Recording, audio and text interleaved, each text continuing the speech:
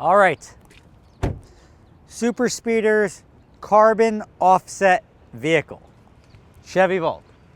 I'm getting rid of, I'm selling my Range Rover, my 2006 Range Rover now. It's got almost 150,000 miles on it.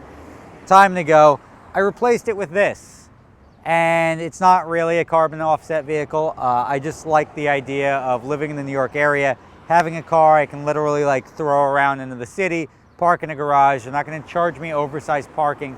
I pay $70 every time I go into Manhattan to park my Range Rover. It takes up the same spot as this. They just charge me extra money because it's bigger. I don't like that. This is good. I get the benefit of parking this in special parking spots and special locations. So if I go to a big sporting venue, they always have EV parking up front. It saves a walk. It's nice. You get the HOV lanes in certain states.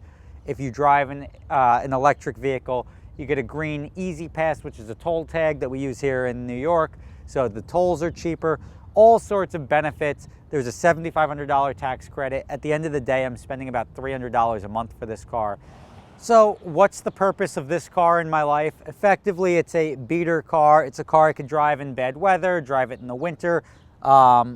It's just there. It's not anything I care about. I got a base car. I didn't get any of the options. The only options I got were the blue color, which was $300. And they gave me the illuminated charging port here, which lights up. But I didn't really need that, but they gave it to me anyway. And I got the heated seats and heated steering wheel because if I drive it in the winter, I at least want to be comfortable.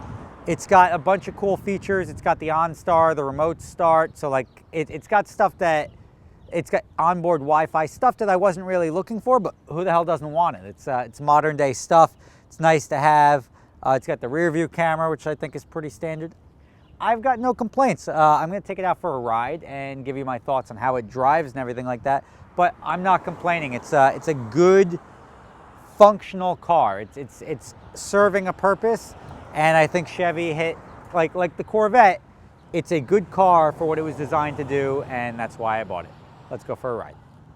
Now, and just for a starting point, the mileage on the car is now 226, and it says I have 34 miles of range. The reason I have 34 miles instead of 56 miles, which is what I started with at the beginning of the day on a full charge, is because I live 17 miles away from my office. You're doing the math, I know.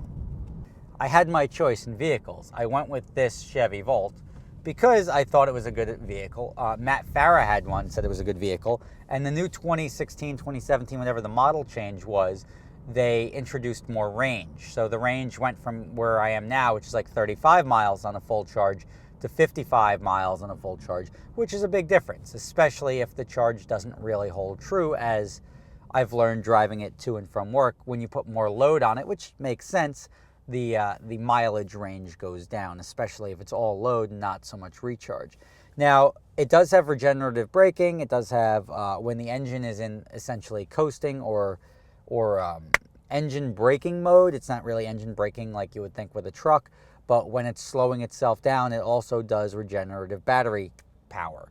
So that's what I ended up seeing this morning. I was at 33 miles of range, and then it went up to 34 miles of range because I was coming down a hill and not using so much battery in town going to work. So it's got that working for it. So you do, and I haven't had it long enough to tell you what the actual effective battery range is, but I've gone 40 miles in a day without running out. I mean, we're a week in here. This is still pretty new. It still smells new to me. As far as acceleration goes, it accelerates nice. It's not the fastest thing. I actually had to look it up. It's 0 to 60 in 7.1 seconds. And that's not terrible. My wife's Range Rover, it's supercharged, full-size Range Rover, which it's a 2011, not the new one, but it feels fairly quick.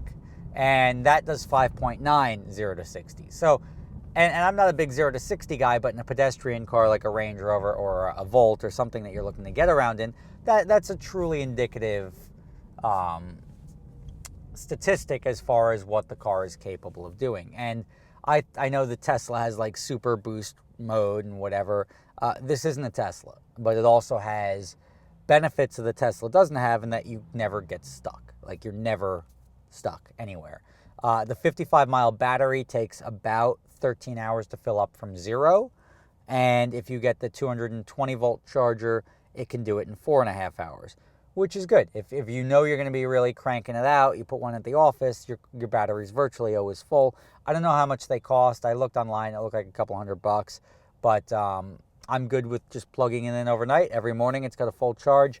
To date, I haven't used gas. I don't know if I will. I don't know if, like, it's almost as if I've introduced like a mental challenge to myself to not use gas, which is interesting. And it's sort of like wearing a Fitbit. When you wear a Fitbit, you're trying to be more healthy for no other reason other than like, oh, something is monitoring me now. And what gets measured gets monitored. What gets monitored changes your behavior, interestingly enough.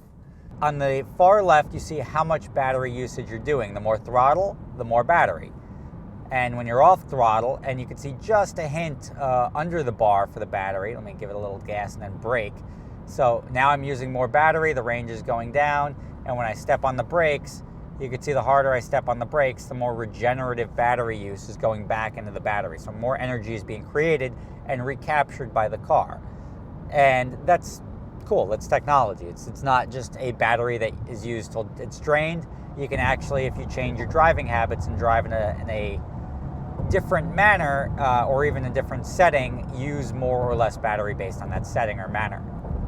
I am happy with it so far. I mean, 220 miles into it, it's hard to not be happy with a car, but there's no rattles, it drives nice. It serves a purpose, and it serves a purpose well. It's nice to not have to even think about stopping for gas on any sort of daily basis. Right now, I definitely give it the thumbs up if you're looking for an electric or hybrid or just truly a slop around car. This car, the purpose of me purchasing it was so I have something to drive when the weather sucks, or primarily when the weather sucks or in the winter, when I'm not driving my rotation of sports cars, which is what I do even going to work on a daily basis throughout the summer. Anyway, thank you for watching. This is the Chevy Volt. If you're interested, go to Chevy.com, spec one out. I honestly, the cloth seats are fine. I wouldn't go crazy with the options. I know people love, it's like the good old dealer trick to get people to spend more money.